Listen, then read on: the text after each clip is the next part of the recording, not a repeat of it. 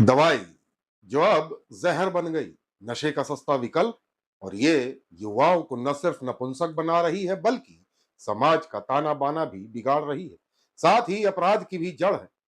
यही मध्य प्रदेश पुलिस के आईपीएस अधिकारी रीवा रेंज के आईजी गौरव राजपूत वो कर रहे हैं जो एक समय सोचना भी मुश्किल लग रहा था। अब तक इन्होंने नशे के कारोबार से जुड़े लगभग 1150 अपराधियों को पकड़ा है और उन्हें जेल भेजा है। इतना ही नहीं, अब बारी है दवाई को बैन करने की और इसकी तैयारी भी शुरू हो चुकी है। आइए सुनते हैं आईजी गौरव राजपूत से। सबसे पहला चैलेंज विंध्य की धरती पर जो अवैध नशा, मेडिकल नशा जिसको लोग यहाँ बोलते थे, कोरेक्स का नशा, वो एक बहुत बड़ा चैलेंज था। और ईश्वर की अनुकंपा से अब लगभग हम लोग 90% कोरेक्स मुक्ति पे हैं इस समय। 10% और प्रयास करेंगे और मेहनत करेंगे तो पूरा पूरा ही सफाया करेंगे। यानी विंध्य क्षेत्र में कोरेक्स का जाल कितना गहरा था, इसका अंदाजा यहीं से लगाया जा सकता है। देखिए, दो इंपॉर्टेंट चैलेंजेस थे। कोरेक्स पीने के बाद आदमी कंसिस्टेंट कंजम्पशन पे मल्टीपल ऑर्गन फेलियर्स पे बढ़ जाता है। सेकेंडली, जो भी कोरेक्स का कंजम्पशन कर रहा है, विद इन 3 to 6 मंथ्स वो इम्पोर्टेंसी की तरफ भी बढ़ जाता है। ये दो सोसाइटल चैलेंजेस बहुत बड़े हैं और इसको समझने के लिए यूथ तैयार नहीं था जब तक कि उसकी बिक्री बंद ना हो जाए। एक सस्ती बोतल जिंदगी की सबसे बड़ी कीमत वसूल रही थी। नशा अब सिर्फ व्यक्ति तक सीमित नहीं था, उसका असर पूरे परिवार और समाज पर दिख रहा था। यही वजह थी कि मध्य प्रदेश पुलिस ने सिर्फ कानून नहीं, समाज की लड़ाई लड़ी। वी कंडक्टेड मैसिव रेड्स, अलग अलग जगहों पे हमने अवेयरनेस कैंपेन्स लॉन्च करी, रेड्स कंडक्ट करवाए। आज लगभग 1150 लोग जो इस कोरेक्स की स्मगलिंग में, वेंडरिंग में, सपोर्ट सिस्टम में या आवागमन में इन्वॉल्व थे, वो सब के सब एनडीपीएस के डिफरेंट सेक्शंस में जेल में बंद हैं। एक एक कड़ी तोड़ी गई, नेटवर्क ध्वस्त किया गया और 1150 अपराधियों को कानून के शिकंजे में लाया गया।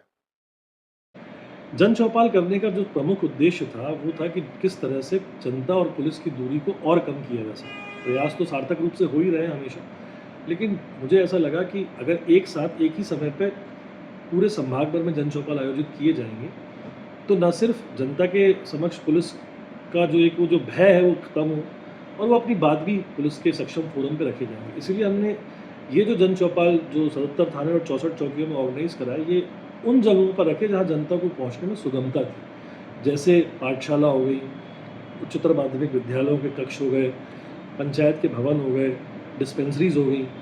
इन जगहों को चिन्हित करके वहाँ 2 दिन पहले से उनका प्रचार किया गया और फिर जनमानस जो है वो आया, उसने अपनी बात रखी। जितनी समस्याएं हम वहीं सुलझा सकते थे, सभी थाना प्रभारियों, चौकी प्रभारियों ने उनको वहीं निराकरण करने का भी अपनी ओर से समुचित प्रयास किया। सिर्फ कार्रवाई नहीं, जागरूकता भी, ताकि आने वाली पीढ़ी जहर से बच सके। और अब इस पूरी लड़ाई का सबसे बड़ा फैसला, यानी अब इस बार सिर्फ नशे पर नहीं, नशे की जड़ पर होगा वार। सभी जिलों के पुलिस अधीक्षक से पिछले 5 वर्षों में जो ओवर द काउंटर कोरेक्स की रेड के दौरान जो कोरेक्स सीज हुई है, उसका एक डाटा कंपाइल किया जा रहा है जो कलेक्टरों के माध्यम से कमिश्नर साहब के पास रखा जाएगा। स्वास्थ्य मंत्री जी से हमारी इस विषय में बात हो चुकी है कि आगामी दिनों में, आने वाले दिनों में रीवा संभाग से कोरेक्स को पूरी तरह से बैन किया जाएगा। बैनिंग इसलिए ज़रूरी है बिकॉज मेरा ऐसा मानना है कि हर व्यक्ति की ब्रांड कॉन्शियसनेस होती है। जिस तरह से जो सिगरेट पीता है वो तंबाकू नहीं खाता है, तंबाकू खाने वाला बीड़ी नहीं पीता है, बीड़ी पीने वाला खैनी नहीं खाता है। हर व्यक्ति की एक ब्रांड कॉन्शियसनेस होती है। 20 साल के अंदर कोरेक्स ने यहाँ के युवाओं में एक ब्रांड कॉन्शियसनेस बनाई है। तो प्रोएक्टिव एक्शन जो है वो यही है कि इस समस्या को जड़ से ही समाप्त कर दिया जाए। इसीलिए कोरेक्स बैन होना बहुत ज़रूरी है। और रिएक्टिव ये है कि जो भी बेचेगा उसको हम लोग जेल में। विंध्य से उठी ये लड़ाई एक उदाहरण है कि जब इरादा साफ हो तो बदलाव संभव है। रीवा रेंज के आईजी गौरव राजपूत के नेतृत्व में मध्य प्रदेश पुलिस का यह प्रयास निश्चित रूप से सराहनीय है।